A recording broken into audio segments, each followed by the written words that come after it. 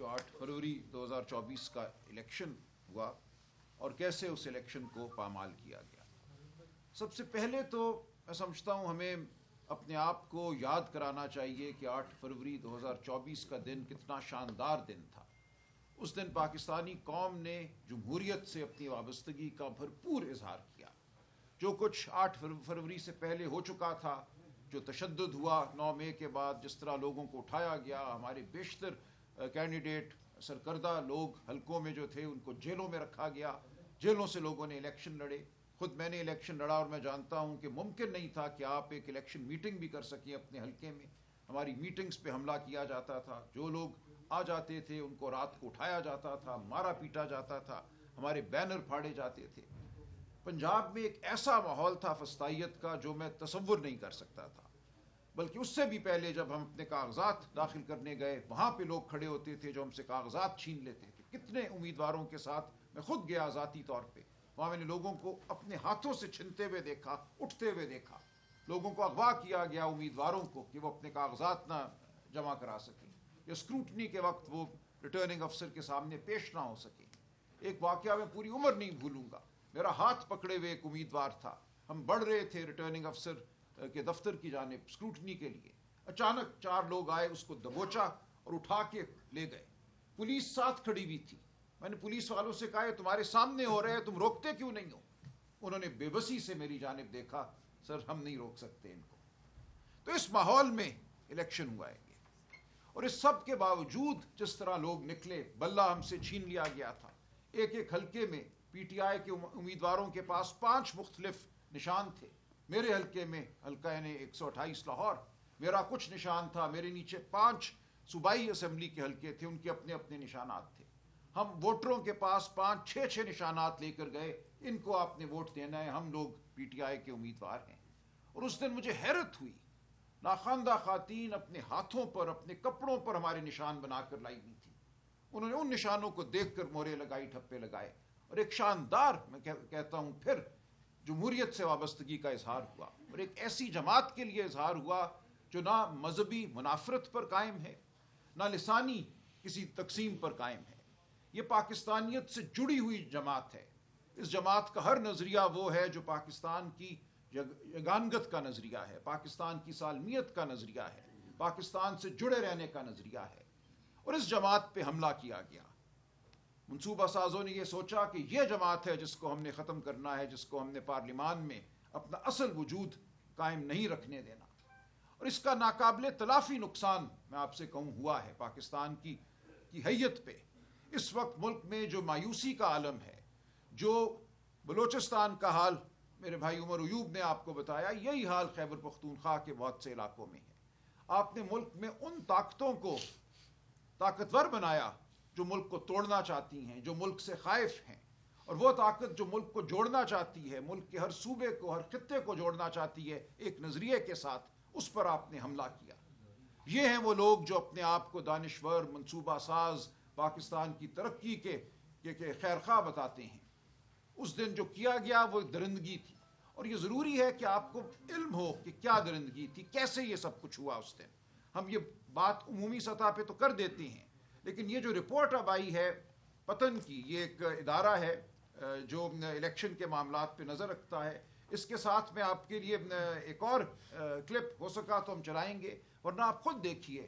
سوچ T V کے نام سے ایک ادارہ ہے جس نے ایک شاندار ڈاکیومنٹری الیکشن 2024 کے حوالے سے بنائی ہے، اس کو بھی ضرور دیکھیے گا۔ آپ کے سامنے جو بات آ جانا چاہیے اور جس کا ہر لمحے ہمیں ادراک ہونا چاہیے وہ یہ ہے کہ الیکشن پہ حملہ کیسے ہوا۔ یہ بہت اہم ہے کہ ہم سمجھیں اس کی جزیات کو۔ اس دن لوگوں نے تو ووٹ ڈال دیا۔ دیکھیں عام طور پہ دھاندلی ایسے ہوتی ہے کہ پولنگ سٹیشن پہ حملہ کرا دیا، ووٹنگ روک دی، ڈبے اٹھا کے لے گئے۔ یہ نہیں ہوا۔ یہ تب ہوا کرتا تھا جب دھاندلی فریقین کرواتے تھے، ایک فریق دوسرے فریق کے ووٹ کم کرنا چاہتا ہے یا یہ چاہتا ہے کہ اس کے جو ووٹر ہیں وہ ووٹ ڈال نہ سکے۔ یہاں ایسا نہیں ہوا۔ الیکشن کا دن بالعموم ٹھیک گزرا، لوگ آئے، لوگوں نے ووٹ ڈالے۔ اس کے بعد گنتی جو تھی پولنگ سٹیشن میں وہ بھی ٹھیک ہو گئی، مور اور لیس، فارم بن گئے پولنگ سٹیشن میں۔ اب یہ اہم بات ہے، دیکھیں ایک صوبائی اسمبلی کے حلقے میں تقریباً 400-425 پولنگ سٹیشن ہوتے ہیں۔ یہ ایک بہت بڑا نمبر ہے. ہر پولنگ اسٹیشن پہ ڈبے کھولے جاتے ہیں, ووٹ گنے جاتے ہیں اور ان ووٹوں کو درج کیا جاتا ہے ایک فارم میں جسے ہم کہتے ہیں فارم 45 یا فارم 45. اس میں امیدواروں کے نام ہوتے ہیں, ان کے آگے جو ووٹ نکلتے ہیں ڈبوں سے وہ درج کر دیے جاتے ہیں. پولنگ اسٹیشن پہ امیدواروں کے یا کم از کم ان امیدواروں کے جن کو جیتنے کا خیال ہوتا ہے کہ ہم جیت سکتے ہیں, ان کے پولنگ ایجنٹ بھی موجود ہوتے ہیں. تو ان کی نگرانی میں یہ عمل ہوتا ہے. پولنگ ایجنٹ صاحبان دستخط بھی کر دیتے ہیں فارم 45 پہ, اور یہ ہمارے قانون کی ایک بڑی, میں سمجھتا ہوں, طاقتور شک ہے کہ تمام عمل قانون کے مطابق ہو گیا اس دن, مور اور لیس تقریباً میں کہوں گا 90% حلقوں میں ایسا ہو گیا. اس کے بعد یہ ہوتا ہے کہ پولنگ اسٹیشن سے جو پریزائڈنگ افسر صاحب ہیں وہ یہ تمام مواد جو ووٹ پڑے ان کا تھیلا اور اس کے ساتھ جو فارم 45 بنا یہ لے کر وہ آتے ہیں ریٹرننگ افسر کے دفتر میں. 400 یا 450 پولنگ اسٹیشن ہیں اگر ایک حلقے میں. میرے حلقے میں 433 پولنگ اسٹیشن تھے. ان 433 پولنگ اسٹیشنز میں سے ہر پولنگ اسٹیشن کے پریزائڈنگ افسر نے اپنا فارم لا کر ریٹرننگ افسر کو دینا ہوتا ہے. قانون یہ کہتا ہے کہ ریٹرننگ افسر کے دفتر میں تمام امیدواروں کو حق حاصل ہے کہ وہ بیٹھے اور جیسے جیسے یہ فارم آتے ہیں ان کی نگاہوں کے سامنے وہ آئیں, ان فارموں میں جو نمبر لکھے ہوئے ہیں ان کو درج کرے ریٹرننگ افسر اور پھر ان کا شمار کرے, ان کو ایڈ اپ کرے. یہ تمام عمل جو ہے امیدواروں کی موجودگی میں قانوناً ہونا ہوتا ہے اور اس کے نتیجے میں بنتا ہے جس کو ہم کہتے ہیں فارم 47. یعنی کہ جو 433 پولنگ سٹیشنز تھے, ہر پولنگ سٹیشن کا جو رزلٹ ہے وہ لے کر آپ نے اس کو جمع کیا اور پھر ایک فارم 47 ہے اس میں آپ نے وہ درج کر دیا کہ ہر امیدوار کے ووٹ کتنے ہیں. تو یہ ہے الیکشن کا عمل جو قانون میں دیا ہوا ہے اور اس میں کوئی سکم نہیں ہے, یہ بہت اچھا عمل ہے. یہ ہو رہا تھا اس دن, ہم ریٹرننگ افسر کے دفتر بیٹھے ہوئے تھے کہ اچانک یہ کہا گیا کہ یہاں گولی چل گئی ہے. گولی کس نے چلائی, کیوں چلائی, اور ہم سب کو گریبانوں سے, اور تو کوئی تھا ہی نہیں, میرے پولنگ ریٹرننگ افسر کے دفتر میں میں تھا اور میری اہلیہ تھی اور ہمارے ایک دو الیکشن ایجنٹ تھے, ہمیں گریبانوں سے پکڑ کر دھکیل کر ریٹرننگ افسر کے دفتر سے باہر پھینک دیا گیا. اس وقت تک جتنے رزلٹ آئے تھے ان میں ہر پولنگ سٹیشن پہ اللہ کے فضل سے ہم جیت رہے تھے. اور یہ میں اس لیے بتا رہا ہوں اپنے الیکشن کا کہ یہ 80-90 سیٹوں پہ یہی عمل ہوا ہے پاکستان میں. ہمیں باہر پھینکا گیا اور کہا گیا کہ اس کے بعد کا جو عمل ہے وہ اب خفیہ ہوگا, اس میں کسی کو بیٹھنے کی اجازت نہیں ہے. جو پریزائڈنگ افسران آ رہے تھے اپنے فارم 45 لے کر ان سے لیے گئے. بعد میں ہمیں پتا چلا کہ بہت سے پریزائڈنگ افسران کو تو ریٹرننگ افسر کے دفتر آنے ہی نہیں دیا گیا, ان کو ٹرکوں میں بٹھا کر ایک فیکٹری میں منتقل کیا گیا اور وہاں پہ یہ عمل ہوا کنسالیڈیشن کا جو ریٹرننگ افسر کے دفتر میں ہونا تھا. اور ہوا اس میں کیا کیا یہ گیا کہ ایک فارم 45 ہے, اس میں اگر لکھا ہے کہ امیدوار الف کے ووٹ آپ کہہ لیجئے 575 ہیں اور امیدوار بے کے ووٹ جو ہیں وہ آپ کہہ لیجئے 45 ہیں, تو اس 45 سے پہلے ایک 9 لگا دیا گیا, اس کو 945 کر دیا گیا. 400 ووٹوں کا فرق آ گیا, اس کے ووٹوں میں 900 کا آپ نے اضافہ کر دیا. اور اس کے بعد ان فارمز کو یوں کاٹ چھانٹ کر بنایا گیا. لیکن اس میں ہوا کیا, جب آپ ایک پولنگ سٹیشن پہ 75 ووٹوں کو 975 کرتے ہیں تو ان فارموں میں نیچے کل تعداد ووٹوں کی ہوتی ہے. ایک تو ہر امیدوار کے ووٹ ہوتے ہیں, نیچے ایگریگیٹ ہوتا ہے کہ اس پولنگ سٹیشن پہ مکمل ووٹ پڑے کتنے. اس کو آپ نے تبدیل کوئی نہ کیا, اوپر تو آپ نے 75 کے ساتھ 9 لگا دیا, نیچے جہاں لکھا ہوا تھا کہ اس پولنگ سٹیشن پہ مثال کے طور سے 900 ووٹ پڑے تو وہ نیچے 900 کا 900 ہی لکھا رہ گیا. اس کو آپ 1800 نہیں کر سکے کیونکہ وہ کرنے کے لیے آپ کو ایک لگانا پڑتا, پھر 9 کو 8 بنانا پڑتا, پھر اس کے ساتھ آپ کو جو پورا جو فارم ہے وہ تبدیل ہو جاتا. اسی طرح یہ بڑی ضروری بات ہے کہ ہم سمجھیں ہوا کیا. فارم 45 کے ساتھ ایک فارم ہوتا ہے جسے کہتے ہیں فارم 46. فارم 46 میں جو پریزائڈنگ افسر ہوتا ہے پولنگ سٹیشن پہ وہ یہ لکھتا ہے کہ میں نے کتنے بیلٹ پیپر جاری کیے, کتنے ووٹ پڑے, کتنے ویلڈ تھے, کتنے ضائع ہو گئے. لیکن ٹوٹل نمبر آف بیلٹس جو اس پولنگ سٹیشن پہ استعمال ہوئے ہیں ان کا اکاؤنٹ ہوتا ہے, وہاں پہ لکھا ہوتا ہے. اس کو بھی تبدیل نہیں کیا گیا, کر ہی نہیں سکتے تھے کیونکہ اگر ایک پولنگ سٹیشن پہ 900 ووٹ پڑے ہیں, 900 اس نے بیلٹ دیے ہیں, تو اس نے تو وہاں پہ یہی لکھ دیا کہ 900 میں نے دیے ہیں, اس میں 4 ضائع ہو گئے ہیں. جبکہ یہاں آپ نے 900 کو 1800 بنا دیا 75 سے پہلے ایک 9 کا ہندسہ لگانے کی وجہ سے. تو فارم 46 میں بھی پھر یہ آنا چاہیے کہ اس پولنگ اسٹیشن پہ 900 نہیں 1800 ووٹ پولنگ ہوئے ہیں، تو وہ تو ہوا کوئی نہیں۔ آپ آج بھی جا کر اگر الیکشن کمیشن کی ویب سائٹ پہ جائیں اور اس پہ آپ حلقہ وائز دیکھیں ان فارمز کو، اب یہ شاید اتارنا شروع کر دیں گے کیونکہ ان کی چوری اتنے فاش طریقے سے پتن نے پکڑی ہے کہ اب ان کے لیے چھپنے کی کوئی جگہ نہیں ہے۔ آپ کو حلقے کے بعد حلقہ نظر آئے گا جہاں جو ٹوٹل نمبر آف ووٹ ہیں کسی پولنگ اسٹیشن پہ جو ڈالے گئے فارم 45 میں وہ 900 ہیں، فارم 46 میں بھی لکھا ہوا ہے کہ وہ 900 ہیں، لیکن جب آپ ان کو جمع کرتے ہیں جو ایک 9 کا ہندسہ زائد لگانے کی وجہ سے 75 کو 975 کیا گیا تو وہ تو 1800 بن جاتی ہیں۔ تو یہ چوری چھپ نہیں سکتی تھی، اس چوری کو پتن کی رپورٹ نے پکڑ لیا ہے، بڑے فاش طریقے سے پکڑ لیا ہے، اور اس سے نظر یہ آتا ہے کہ کوئی بھی ذی شعور اگر اس کو دیکھے گا، اور ہم تقاضا کرتے رہے ہیں کہ الیکشن کو دیکھے سپریم کورٹ ایک کمیشن کے ذریعے، ہم نہیں کہہ رہے کہ آپ جزیات میں جائیں، صرف جو شائع شدہ الیکشن کمیشن کی ویب سائٹ پہ ریکارڈ ہے اسی کو اگر آپ پڑھ لیں، جس کو الیکشن کمیشن صحیح مانتا ہے، تو یہ جو ہوا ہے یہ بالکل روشن کی طرح ہمارے سامنے آ جاتی ہے بات کہ اس الیکشن کو اتنی بے دردی سے لوٹا گیا اور اتنے بڑے انداز سے لوٹا گیا کہ چھپنا ممکن نہیں ہے۔ تو یہ چیز ہے جو اس پتن کی رپورٹ نے واضح کی ہے۔ میں آپ سے درخواست کروں گا کہ سب اس کا مطالعہ کریں۔ اس میں ایک اور چیز دیکھیے کیا ہوا، اب میرے پھر الیکشن پہ آ جاتی ہیں 128، اور یہ میں عرض کر رہا ہوں تمام حلقوں میں اسی طرح ہوا۔ اب چونکہ مجھے ہرانا مقصود تھا، ہم 433 میں سے اللہ کے فضل سے تمام پولنگ سٹیشن جیت چکے تھے، میرے پاس جو فارم 45 آئے ایک بھی پولنگ سٹیشن ہم نے نہیں ہارا تھا، میری جو لیڈ تھی وہ 1 لاکھ سے زیادہ کی تھی۔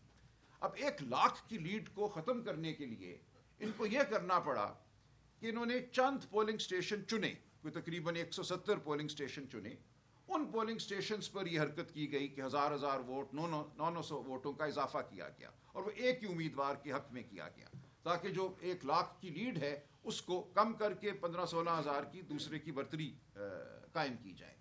اب یہ جب انہوں نے کیا عمل قومی اسمبلی کے لیے، تو اس رات چونکہ ہجان کا عالم تھا، یہ بھول گئے کہ ایک پولنگ سٹیشن پہ ووٹ قومی اسمبلی کو بھی پڑتے ہیں اور صوبائی اسمبلی کو بھی وہیں پہ پڑتے ہیں۔ اسی پولنگ سٹیشن پہ 2 ڈبے ہوتے ہیں، ہر شخص کو جو اندر جاتا ہے بیلٹ پیپر ایک قومی اسمبلی کا دیا جاتا ہے اور ایک صوبائی اسمبلی کا دیا جاتا ہے۔ تب ہوا یہ کہ 170 پولنگ سٹیشنز ایسے بن گئے جہاں قومی اسمبلی کا جب آپ رزلٹ دیکھتے ہیں تو جو تناسب ہے ووٹ پڑنے کا، جس کو ٹرن آؤٹ ہم کہتے ہیں، وہ 90% ہے، 85% ہے، 95% ہے، کچھ پہ 112% ہے کہ 100 سے بھی زیادہ فیصد ووٹ پڑ گئے۔ اور انہی پولنگ سٹیشنز پہ جب آپ صوبائی اسمبلی کا رزلٹ دیکھتے ہیں تو وہ 40% ہے، 35% ہے، 38% ہے، یعنی کہ اسی ایک پولنگ سٹیشن پہ صوبائی اسمبلی کے ووٹ جو ہیں وہ 40% پڑے ٹوٹل ووٹ کے، اور جبکہ اسی پولنگ سٹیشن پہ قومی اسمبلی کے ووٹ جو ہیں وہ 90-95% پڑ گئے۔ تو یہ ایک ایسی صورتحال ہے جو صرف مذاقہ خیز نہیں ہے، یہ واضح ایک ڈاکے کا ثبوت ہے۔ تو یہ آپ کو بے شمار 80 قومی اسمبلی کے حلقوں میں آپ کو یہ صورت نظر آئے گی جو اس رپورٹ نے، اور جو سوچ ٹی وی کا میں آپ کو جو ڈاکیومنٹری جو میں کہہ رہا ہوں اگر آپ دیکھیں گے تو آپ کو سمجھ آ جائے گا کہ ہوا کیا۔ یہ اتنا بونڈا ایک ڈاکہ ہے کہ یہ چھپ نہیں سکتا تھا، اور یہ نہیں چھپا، اور میں آپ سے عرض کر رہا ہوں کہ آپ اس کو پڑھیے اور قوم کو بتائیے کہ ان کے ووٹ کو کیسے زائل کیا گیا، کیسے عوام کی، پاکستان کی آواز کو سلب کیا گیا۔ یہ چیز اب روز روشن کی طرح ہمارے ہاتھوں میں ہے، ہمارے سامنے ہے۔ یہ ممکن نہیں ہے کہ ایک ہی پولنگ سٹیشن پہ قومی اسمبلی کا ٹرن آؤٹ 90 یا 95 یا 112% ہو، اور اسی پولنگ سٹیشن پہ صوبائی اسمبلی کا ٹرن آؤٹ جو ہے وہ 40% یا اس سے بھی کم ہو۔ یہ آپ کو 80 قومی اسمبلی کے حلقوں میں یہ صورت آپ کو نظر آتی ہے واضح طور پہ۔ تو اب اس کے بعد اگر کوئی ذرا سی بھی شرم تھی، کوئی ذرا سا بھی پردہ تھا اس الیکشن کے حوالے سے، تو وہ ختم ہو چکا ہے۔ یہ الیکشن سراسر جھوٹ پر مبنی ہے۔ اس کا نتیجہ، اس کے نتیجے میں قائم ہونے والی اسمبلی اپنا اخلاقی جواز بالکل نہیں رکھتی، قانونی جواز بھی ہم سمجھتے ہیں نہیں رکھتی، صرف اس لیے یہ چل رہی ہے اسمبلی کہ ہماری الیکشن پٹیشنوں کو سنا نہیں جا رہا۔ ہم نے فی الفور ہم گئے اگلے دن ہی 8 فروری کو یہ الیکشن ہوتا ہے، 9 کو فارم 47 کا اعلان کیا جاتا ہے، 10 فروری کو میں نے الیکشن کمیشن میں اپنے سارے فارم 45 فائل کر دیے تھے، جن میں نظر آ رہا ہے میری لیڈ 1 لاکھ سے زائد کیا، کہ ایک دن میں 443 فارم 45 بنا سکتا تھا دستخط شدہ۔ اگلے دن 10 فروری کو یہ تمام مواد ہم نے الیکشن کمیشن میں فائل کر دیا اور کہا یہ ہوا ہے ہمارے ساتھ۔ الیکشن کمیشن میں استہزاء کیا گیا, مذاق اڑایا گیا میرا, کہا بنا لائے ہوں گے راتوں رات, ہمیں کیا پتا. ہم نے کہا ہم راتوں رات 433 بنا لائے, اور یہ میرے فارم دیگر جو جماعتیں ہیں میرے حلقے میں, جماعت اسلامی ہو, ٹی ایل پی ہو, ان کے فارموں کے مطابق ہو بہو ہیں, ہم سب کے فارم ایک جیسے ہیں, اور یہ جیتنے والے کے فارم جو ہیں وہ مذاکرہ خیز صرف فرق ہے, انہیں کہ دکھائیں اپنے فارم لے آئیں. الیکشن کمیشن نے کہا نہیں ہم کچھ نہیں کریں گے, آپ چلے جائیے گا الیکشن پٹیشن کر کے, جب ٹرائیبیونل بنے گا. جب ٹرائیبیونل بنتا ہے ہم کیس فائل کرتے ہیں, اول تو بنا ہی نہیں ٹرائیبیونل, 40 دن میں فائل کرنی ہوتی ہیں پٹیشنیں, ہم نے فائل کر دی. اس کے بعد پتہ یہ چلا کہ پنجاب جیسے صوبے میں جہاں آبادی 15 کروڑ ہے, صرف 2 الیکشن ٹرائیبیونل قائم کیے گئے پورے پنجاب کے لیے. فروری میں یہ کام ہو جانا چاہیے تھا, 8 فروری کو الیکشن ہوا, 22-23 فروری تک قانون کی روح سے الیکشن ٹرائیبیونل قائم ہو جانے چاہیے تھے. فروری کے آخر میں صرف 2 ٹرائیبیونل, 2 ججوں کو مقرر کیا گیا پورے پنجاب کے قومی اور صوبائی اسمبلی کے حلقوں میں جو پٹیشنیں ہیں, جو تنازعات ہیں, ان کو سننے کے لیے. میں نے پٹیشن دائر کی, 1 مہینہ ہم رکے, ہم التجا کرتے رہے الیکشن کمیشن سے کہ آپ ٹرائیبیونل قائم کیجئے. 1 مہینے کے بعد میں نے ہائی کورٹ میں پٹیشن کی کہ پنجاب میں صرف 2 الیکشن ٹرائیبیونل کیوں قائم ہیں.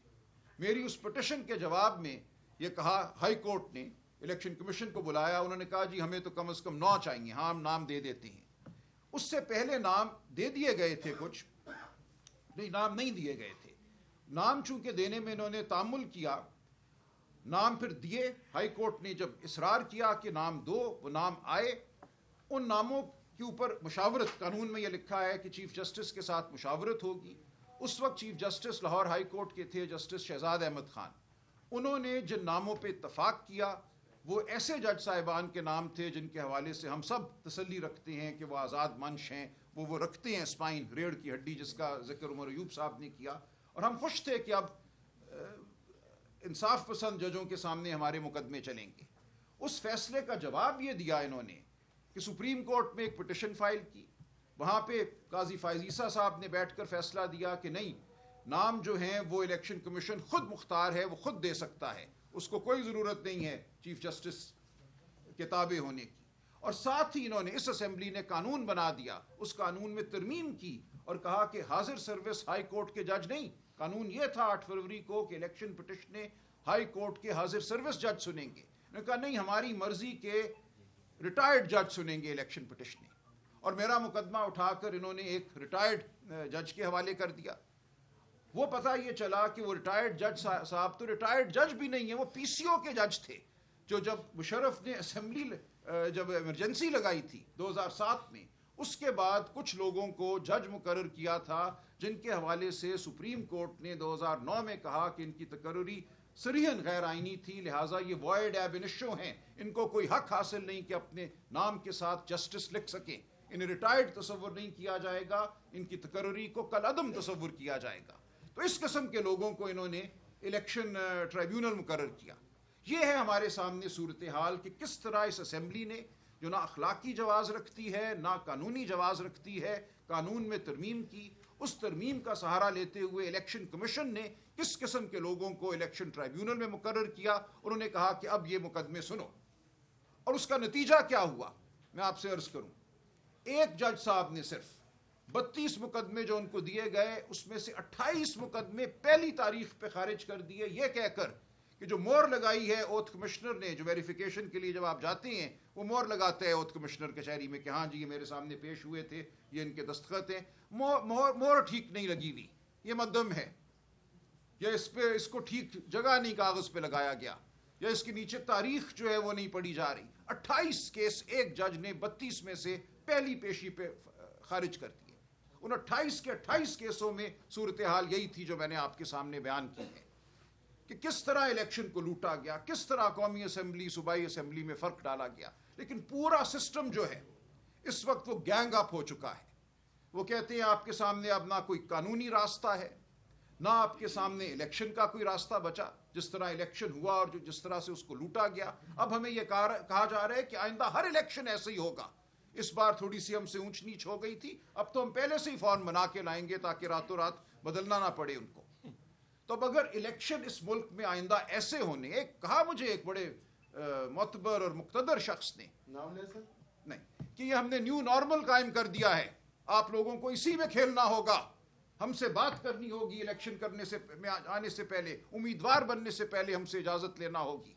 सिर्फ वही फॉर्म 47 पाएगा जिसको हम कहेंगे, जिसको हमारी आशीर्वाद हासिल होगी। This is the new normal. ये जुमला बोला गया मेरे साथ। भूल जाएं इस मुल्क में जमहूरियत को। जमहूरियत का खेल हम खेलेंगे, इलेक्शन हम कराएंगे, लेकिन इलेक्शन का नतीजा ऐसे ही मुरतब होगा जैसे इस दफा हुआ, और आइंदा इससे ज्यादा हम बेखौफी से करेंगे, रातों रात नहीं करेंगे, पूरी हम पेशबंदी करके आएंगे। तो इस मुल्क में मैं अर्ज करूं, ये सिर्फ एक इलेक्शन पे डाका नहीं डाला गया, ये जमहूरियत के तसव्वुर पे डाका डाला गया है। हमें अब ये कहा जा रहा है कि आप अच्छे बच्चे बन जाओ, जान लो कि ताकत कहां है। ताकत का सरचश्मा आवाम नहीं है। इस मुल्क में हुक्मरानी आइन की नहीं है, इस मुल्क में हुक्मरानी कानून की नहीं है, इस मुल्क में हुक्मरानी हमारी है। हमसे बात करके इलेक्शन लड़ो। फॉर्म 47 फिर चाहे पहले ही ले लो, अपनी जेब में रख लो, हम पहले ही तुम्हें बता देंगे कि तुम्हारा नतीजा क्या होना है। ये हमें आज कहा जा रहा है। इसके खिलाफ इमरान खान खड़ा हुआ है, इसके खिलाफ इमरान खान जेल में बैठा हुआ है। उसका जुर्म यह है कि वो इस मुल्क के लिए जमहूरियत मांग रहा है। हम सब पे लातादाद मुकदमे कायम है, मुझ पर 18 मुकदमे दहशतगर्दी के कायम है इस वक्त। क्यों?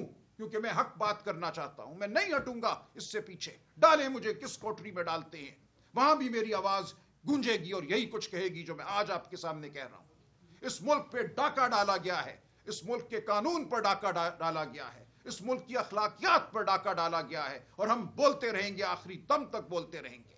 इससे हम पीछे नहीं हटेंगे। और आपका फर्ज है, पाकिस्तानी कौम का फर्ज है, पाकिस्तानी सहाफत का फर्ज है कि सच को सामने लाए। सच वो है जो हमारे सामने है, जो इलेक्शन कमीशन की वेबसाइट पे है, जो पतन की रिपोर्ट में है, जो सोच टीवी के वीडियो में है, जो उन लातादाद बच्चे बच्चियों के दिलों में है जिन्होंने उस दिन वोट डाला। मॉडल टाउन लाहौर के एक पोलिंग स्टेशन पर मैं गया, एक बच्ची आके रोना शुरू हो गई। उसने कहा, अंकल ये मैंने पहला वोट डाला है अपनी जिंदगी का, अपनी वालदा के साथ थी वो, इसकी आपने हिफाजत करनी है, आपने हमें हमारा हक दिलाना है। ये मुल्क वो मुल्क है जहां 5 से 16 साल की उम्र के बच्चों की 40% से ज्यादा तादाद किसी स्कूल में नहीं जाती, कोई मदरसा, कोई वोकेशनल इंस्टीट्यूशन, और जो जाते भी हैं वो 10 साल की उम्र में एक पैराग्राफ उर्दू का नहीं पढ़ सकते। ये है जो हम तालीम दे रहे हैं, क्योंकि हमने अशराफिया के हवाले कर दिया इस मुल्क को। हमने कहा यह मुल्क अशराफिया की जागीर है, अशराफिया के बच्चे जाएंगे, वो अंग्रेजी मीडियम स्कूलों में जाएंगे, वो ठीक ठाक हो जाएंगे, उनको नौकरियां भी बैंकों में मिल जाएंगी, वो गाड़ियां भी चलाएंगे। लेकिन गरीब का बच्चा ना स्कूल जाएगा, और अगर जाएगा तो रींगेगा, उसका कोई मुस्तकबिल नहीं है, वो किसी मुसाबकती दौड़ में शामिल नहीं हो सकेगा। आपके 40% बच्चे 10 साल की उम्र में स्टंटेड हैं। वो क्यों हैं? क्योंकि आपके मुल्क में जमहूरियत नहीं है, क्योंकि जमहूर की आवाज को गैर अहम समझा जाता है। आज सिंध में तहरीक चल रही है पानी के लिए। क्यों चल रही है?